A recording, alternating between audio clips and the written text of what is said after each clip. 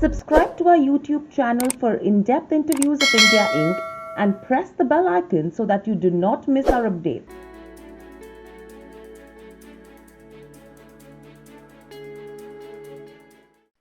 Hello and welcome to Nirmal Bang, ladies and gentlemen. I am Hiral Dadia. We have with us Dr. Bakul Dholakia, former director at IIM Ahmedabad, joining in.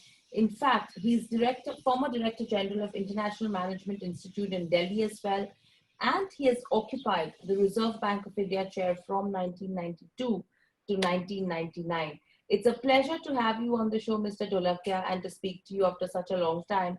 And I hope you're staying safe with your family. Overall, let's start off with the discussion with regards to what's happening with the Indian economy. There have been big shocks that we've seen with regards to the economy over the last 4 years. To start off with, say, demonetization, then we had the transition to GST, and now you have the pandemic, which is including all the, probably several lockdowns that we've seen. Now, taking all of this into consideration, we were already in a phase of probably an economic slowdown. And when there were green shoots that were starting to emerge, we have the lockdown and pandemic, which has come in, which has led to almost 23 to 24% plunge in the GDP numbers in the last quarter. Taking this scenario into consideration, what is your assessment of the economy? Well, the first thing that we should understand is that demonetization was a reform aimed at flushing out the black money from the system. And the estimates were crazy of the amount of black money that was circulating in the economy. Demonetization is not necessarily the best method of dealing with black money. That is what economists say all over. And Raghuram Rajan was also of that view. He was the RBI governor at that time. But demonetization, let us understand, is also one of the instruments used by many countries. India is not the only one which has done that. The voluntary disclosure schemes and so on, which was used in the past, never produced the kind of desired results to flush the black money out. And black money was a menace. And more particularly because apart from doing damage to the economy, it was being used to finance terror. And the terror funding had to stop. Now the other thing is that GST was a long pending reform. I mean, the governments were after it for 15 years and they could not achieve it. Now the only point I want to make is that world over, if you look at the history of last 50 years, whenever countries have tried to implement path-breaking reforms, the first 2 to 3 years have been years of slowdown. The recovery has happened thereafter. In 91, we had major economic crisis, and Manmohan Singh and Narasimha Rao government introduced reforms. But it took 3 years for the economy to really recover. Because, and that is the reason why world over the experience is that the governments which implemented reforms, now whether it is African countries, Latin American countries, European countries, the governments that introduced bold reforms generally were voted out of power in the next elections, because reforms bring hardships to begin with. It is the manner in which you implement the reforms and the persistence that you show and consistency that you show which produce long-term results. And our own example, after first 2-3 years, we took off in 94. And our growth rate jumped from what used to be 3.5% to 7%. The same thing, when second generation reforms were introduced in the early part of 21st century, between 2004 to 2007, we took off and our growth rate was 9%. So, but initially, if you look at 2002 and 2003, our growth rate was bad. So, this is a common matter which is there everywhere. And therefore, it was expected will bring slowdown. The question was, how long can you wait? Correct. There can be endless discussion about the timing. that we were taking off, we were growing at 7% and 8%. Now, but the whole point is that when you are growing at 8%, that's the time when you introduce reforms. So that even if you go down to 4% or 5%. You don't, when you are growing at 3% and 4%, if you try to introduce reforms, you will go to zero. Now, therefore, I think the jury is out on whether the timing was right or not. I don't want to get into this. This we had to do one day or the other. Now, the unfortunate thing is that this set in motion a chain of events because of which our growth rate went down from 8% to 7% to 6%, and finally we went down to 4% in 2019-20. Normally we would have recovered, but before the recovery could begin, we were hit with the pandemic. Correct. So now this is a matter of misfortune. In the absence of pandemic, we were on a path of gradual recovery. All international organizations and everybody had projected that we would grow at about 5.5–6% in 2021, and then we will eventually reach 7 to 8% growth by 23-24. This was the scenario. Now the pandemic has disturbed everything. So I think in the language of COVID-19, we already had comorbidities. Correct. When the COVID struck, we had comorbidities in the sense that our economic health was not good. We were on a slowdown. If you look at the last quarter growth of 19-20, the January-March quarter, it was only 3.2%. Correct. And this is the lowest in so many years. Now, so our base was 3.2%, and that is the reason why the pandemic hit us worse than many other countries of the world. Absolutely. So, Dr. Dholakia, taking the scenario into consideration, we did see, the government who did come out as the only player with the potential to catalyze a reversal. Now, its first reaction was to blunt the impact of COVID and the lockdown through food relief, say cash transfers, amongst other measures. And it's on the other part, you have the RBI, which came out and unveiled a package of liquidity measures, which were meant to mainly lower interest rates and ensure availability of credit. Now, do you think both of this put together will only have a limited impact in the current context? Because who wants to borrow with uncertainty clouding the future? Well, let us first of all understand one thing. Your question is very valid, that who wants to borrow in the times of uncertainty. But I think a lot has been said about the way our government has managed the control of pandemic in the initial part. I think, as usual, it took us time to recognize the problem. We did not recognize the problem in February at all. Most countries of the world did not. And that is partly because China never provided information about the pandemic till the end of January, in fact, early February. So, most countries were caught by surprise. Now, the other important thing is that once we were convinced, the moment United Nations World Health Organization declared this as a pandemic, and remind you, this happened on 11th of March. Correct. The World Health Organization declared it as a pandemic on 11th March. They should have done it long back, but they did not. Within 2 days, we banned all flights. That means our government came into action immediately. And within 2 weeks of that, we introduced a complete lockdown. Problem is that our lockdown has turned out to be more severe than many other countries of the world. But let us also understand that culturally we are very different. Correct. You see, in advanced countries, the whatever government says about health, people are very conscious. And the government guidelines are implemented. That is why the lockdown need not be so severe in advanced Western countries. But for us, let us understand our literacy rates are bad. Our rumor mongering is the highest in the world. Correct. So misinformation circulates. and as they very popularly call fake news. So fake news circulates very fast. In fact, the velocity of circulation of fake news is faster than the velocity of circulation of genuine news. So people are misinformed. Now, we are therefore controlling, number one, a large size economy.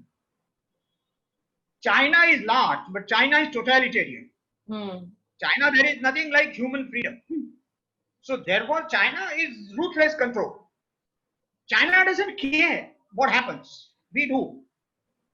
There are no parliament questions in China. There are no human rights delegations in China. And therefore, China can manage the pandemic in a very different way. Those strategies are not available to us. Let us understand. So therefore, and culturally, we are so different from Kashmir to Kanyakumari. And so let us understand that managing pandemic of this size in this country was a huge challenge. Our mortality rates are higher than the rest of the world. Our health systems are worse than the rest of the world. Now it is in this scenario that you have to manage the pandemic. So we have to take some drastic measures.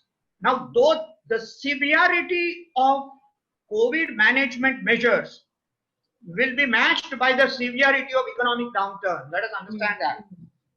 You can't disassociate these two things. Therefore, I'm not surprised that the way we ruthlessly shut down the economy, we are perhaps the worst sufferer in terms of the economic impact of COVID than most countries. In fact, 99% countries of the world would have an impact which is less than ours. So this is again no surprise. But let us understand that what is important is that if you look at the mortality, if you look at the overall incidence, given the size of our population, again jury is out whether we have been able to control it or not. Now you can't, like national debt, you can't compare absolute numbers. Similarly, people affected by COVID, you cannot compare absolute numbers. You have to look at it in relation to the size of the population. Absolutely. And on those parameters, we are doing okay.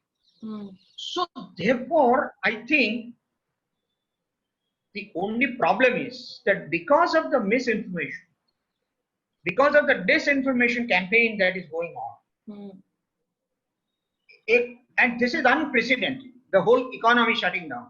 Therefore, it has affected the population psychologically.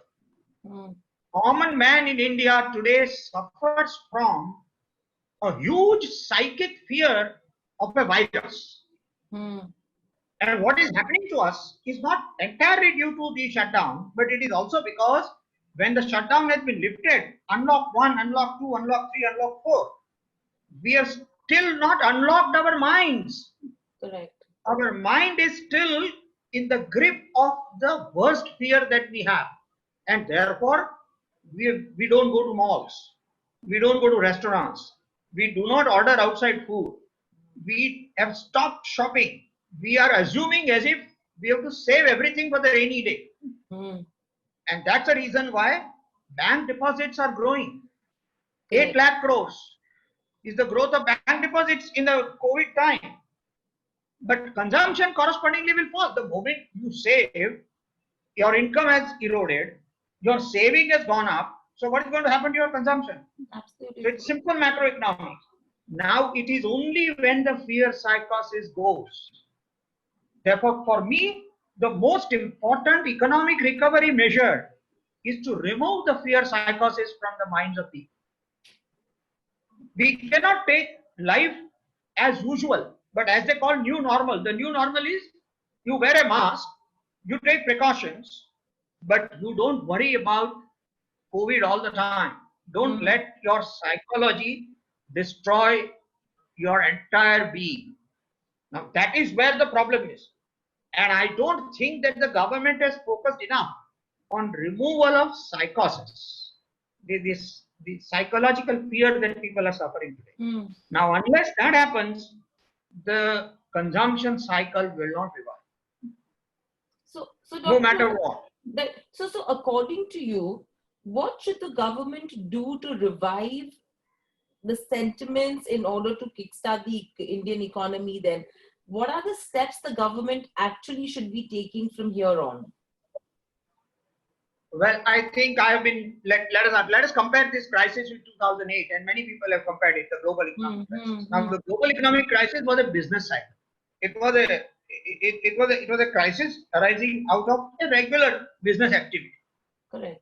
This is not. Correct. But at that time, what did the government do? They took measures which reduced the tax burden on people. Excise duties were cut to begin with, 2% across the board. Customs duties were cut. Income tax reductions were given. So, government took measures which put purchasing power in the hands of the people.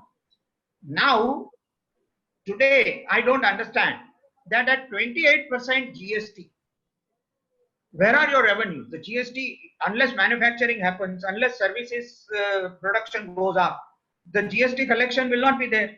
Now, the whole point is to revive the demand. You require a price incentive. The standard maxim of economics that lower prices bring more demand is true today than anything else.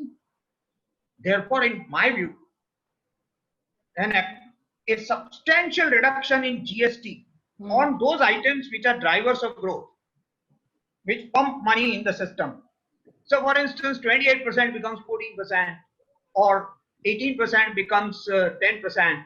Now, that kind of a thing and time bound, that this relief is given till 31st March.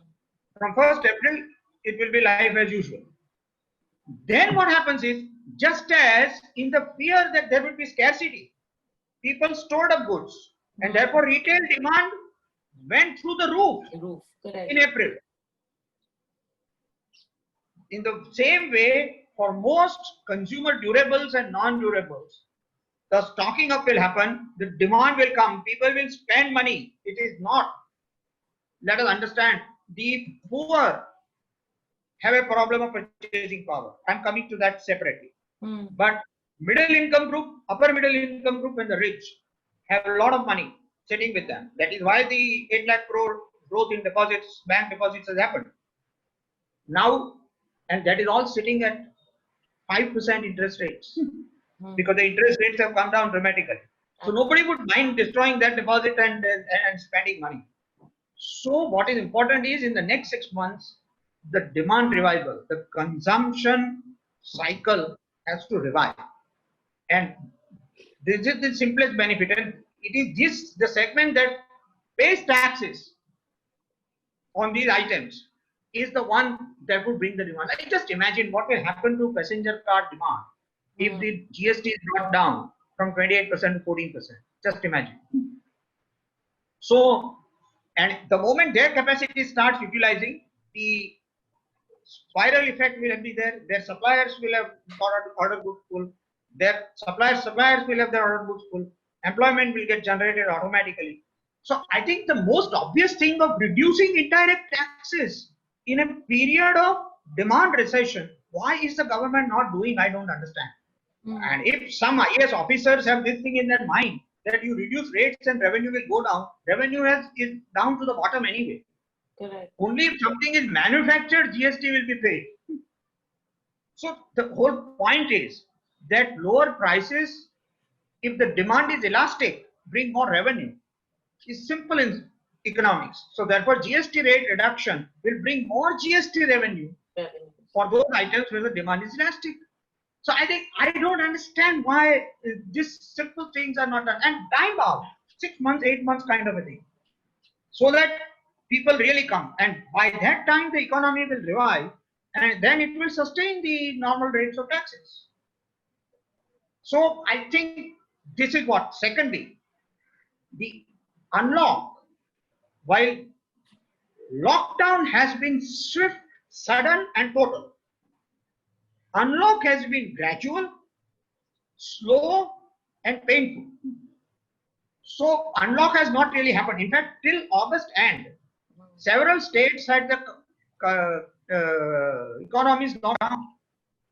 So therefore, we never had a complete unlock in the entire nation. And supply chains don't work smoothly if the country is not back to complete unlock. Hmm. I mean, railways are not working. Domestic flights are working, but not at normal levels. Correct. So you have affected transportation, road transport, rail transport, air transport, hospitality industry is destroyed, tourism is destroyed, Hmm. and restaurant business is destroyed. So you have so many. That's the reason why you have 23.9% negative growth in quarter one. So, but let us understand that as unlock becomes effective, and let us hope that from 1st October the unlock is truly effective. Hmm.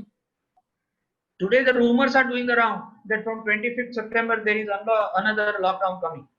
Now this is the fake news is absolutely hot potato. Absolutely. It goes everywhere. Now this again induces fear psychosis. Hmm. So I think we are dealing with, and we can't wait till the vaccine is discovered.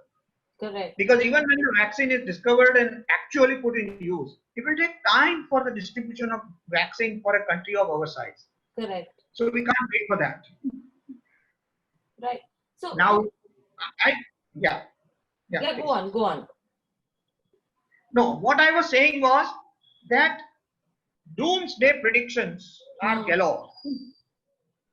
Like for instance, people have predicted that our growth rate for this year would be anywhere from minus 10% to minus 12% and so on and so forth. You know, the worst scenario may be minus 13-14% or something. That is, the Indian GDP will decline by 10 to 15% in this year. Now, all this is based on the assumption that second quarter would be as good washout as the first quarter. And the recovery will not be there in the third and fourth quarter. I was looking at the numbers of first quarter GDP and what they call the high frequency indicators. Now, if you look at all the high frequency indicators for the second quarter, then the kind of recovery that they are showing, the high frequency indicators for the month of July, August, September, I'm convinced that the overall industry growth rate, if you divide the economy into agriculture, industry and services, club all the sectors together and convert it, the industry which consists of mining, construction, manufacturing, everything, declined by 38% in this quarter, all sectors put together. I don't think that the industry in the second quarter might decline by more than 10 to 12%. So compared to 38, there will be a substantial, because all, in fact, yesterday only I was seeing, if you look at the listed companies on the National Stock Exchange, 2,300 companies' results are out. I mean, you are covering the market, so you would know that. Now, these 2,300 companies are today operating at 80% capacity. Correct. The listed companies. Now, so you are already at 80% of pre-COVID levels. Pre-COVID also we were underutilizing our capacity, let us understand. So we have already reached 80% of pre-COVID levels by September. Nothing is going to prevent us from touching 100% by next quarter. In fact, in these 2,300 companies, contrary to popular belief, the average growth of wage rate has been 1.8%. Correct. Now, 1.8%, there is a wage growth. Employment might have fallen because downsizing is what has happened. All this, nobody gives the figures of how many what downsizing these 2,300 companies have done. Correct. That figure is not available. But the same guys, when they reach the pre-COVID levels, will start hiring back. Right. So let us, first of all, your psychosis we have to give up. Negative mindset we have to remove from this. Unless our morale is high, we cannot bounce back. Right. And then Dr. The guy after losing 2 sets, Never in the history of US Open, the first two sets lost and the fellow wins the title. So what was his mindset? Now, if his mindset was that of a loser, he would have lost and gone in the third set. Right. But so we have to fight. So it's a mindset issue as much today as it is a genuine economic issue. I mean, that's what I personally feel. And secondly, what we don't understand is that just look at the next year's scenario. Now, next year's scenario, again, I don't know how they're calculating. If our growth rate went down by 24% this year, in this quarter, that means our 100 became 76. Correct. Now, even if we don't grow at all, in the first quarter next year, even if we reach the level that was existing in 2019, just that level, no growth, even then our first quarter growth rate next year would be 35% plus, because 76 will become 100. So let us assume that 2019 first quarter was 100. It has become 76 in first quarter 2020. Let us assume that in 21 it becomes 100. Then the first quarter growth in 21 would be 76 over 100. That is 35%. So the point that I am trying to make is now 35%. Now even if the rest of the 3 quarters the growth rate is zero, even then our overall growth rate for the next year would be 9%. Simply because there is this low base. Now the low base will be there for first quarter next year. The low base will be there for second quarter next year. Therefore, I am confident that next year India's GDP will grow by at least 10%, if not more. At least 10%. I'm sticking my neck out to say that 21 India GDP growth rate cannot be in single digit. It will be double digit, minimum 10%. Now, what more do you want? Correct. And this is without any substantial efforts. I expect the government to take a lot of action. Now let us understand that compared to the Western countries, we have not put money in the hands of buyers. Direct cash transfers in the vulnerable sections of the society has not been adequate at all. So government has to make that up. We have to. So if you ask me, what is that the government should do in terms of its action plan? I think minimum another 2 lakh crores is what the government has to put in the hands of the bottom 40% of population. 2 lakh crores in the hands of bottom 40%. This is one. Because let us understand one thing. Whatever pandemic might have done, the lockdown of 5 months from end of March to almost August will ensure that India's poverty ratio will increase from 22% to 34-35%. 10% increase in poverty is minimum that is going to happen in 2020. Now we'll have to lift those people out, and so you require direct cash transfers for this vulnerable sections of society. And secondly, no matter what moratorium happens and whenever the moratorium is, every cycle produces non-performing assets. Correct. So non-performing assets are going to be there. Now banks will be burdened with non-performing assets. Therefore, the government will have to double or even triple the recapitalization of banks. Recapitalization, we had 70,000 crore target we had set. I think 150,000 crores is the minimum recapitalization that will be required if the banks have to deal with the effect of the pandemic and not disturb the credit cycle when the economy recovers. So I think these two things, and the government cannot be stingy because of, first of all, recapitalization is investment. It is not expenditure. And therefore, the government should aggressively recapitalize Indian banks. And put money in the hands of this bottom and reduce indirect taxes so that the demand revival is there. Now, even if these 3-4 things the government does, I think the economy will bounce back sooner than later. Right. And Dr. Tolakia, with this in the current context, how important or how powerful a tool it could be to step up public investments? Because always, when research has also shown that public investment plays a role in drawing private investments as well. How would you look at this scenario? Now, let me put it this way. If you want to revive the economy, there are 4 pillars. The 4 pillars are private consumption expenditure, then private investment expenditure, exports, and public expenditure. Public expenditure can be public consumption expenditure and public investment expenditure. Now, out of these 4 pillars, exports are bad because the global markets are down. So we are not able to really export much. Private investment is bad because the private investment climate in 2019 itself has eroded when there was no pandemic. And in these times, when so much of underutilized capacity is there, nobody is going to invest.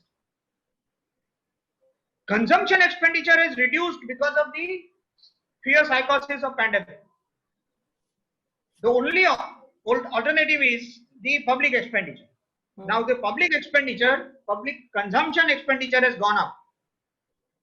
Public investment expenditure is not picking up, and that is where I think the public enterprises, the central government has so many public enterprises. It is these public enterprises which should be used as instruments for revival. Why should the public enterprises, not and government should underwrite, if required, lend money to the public enterprises, but force the public enterprises. So public capital expenditure has to go up. And therefore, everybody is saying that there are a lot of infrastructure projects which are pending. You just start using, because government is the only spender who is not worried about the pandemic. Is the only spender but unfortunately our government is today too much preoccupied with this pseudo notion of fiscal deficit.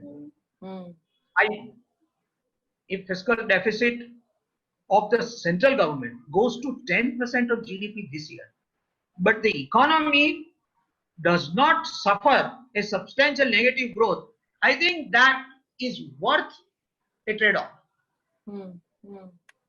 You should not, fiscal prudence is a meaningless word in 2020.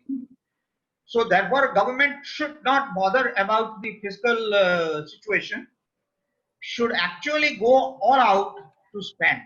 And long term, meaning in 21 and 22, the government must try to reduce the borrowing by aggressive divestment. Now, this 2 lakh crore target for divestment this year is obviously not going to be met. There is no doubt about that.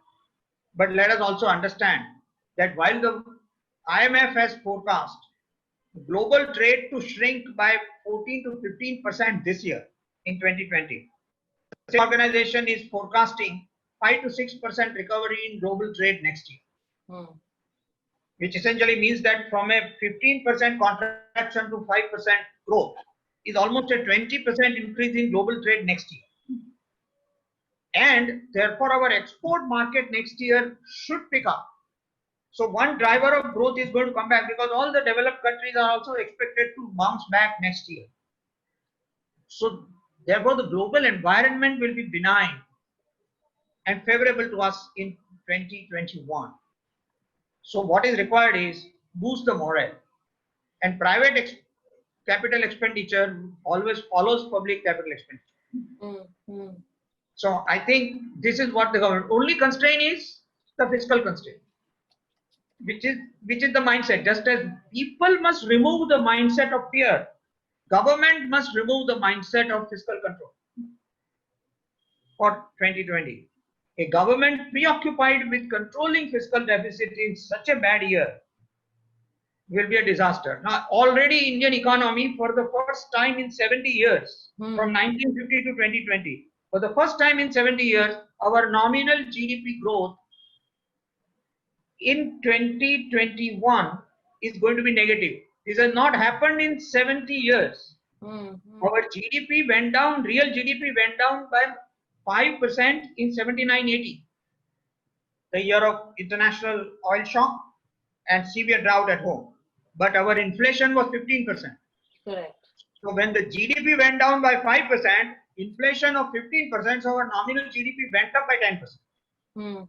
This year, the GDP deflator, which is what the inflation index is, the GDP deflator for the year 2021 is unlikely to be more than 2%. So if our GDP contracts by even 4 or 5%, our nominal GDP will contract by 2 to 3%.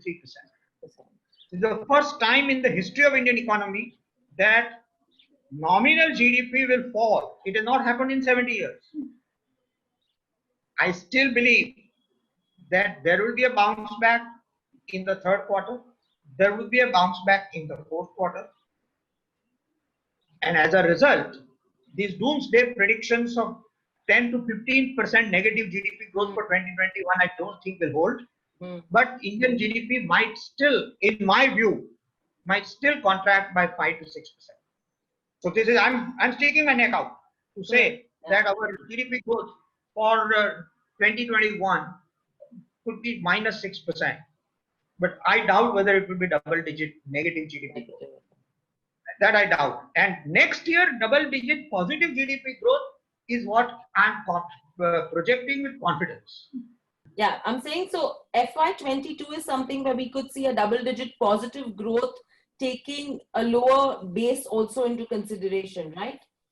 Obviously, the growth rates are always on the previous base.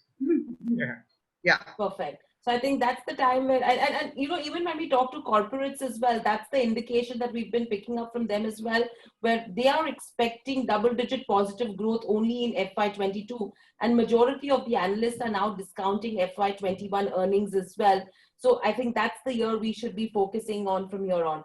But thank you, Dr. Dholakia. Thank you so much for joining us on the show. Great insights that I have at least picked up so far from the conversation that we've had.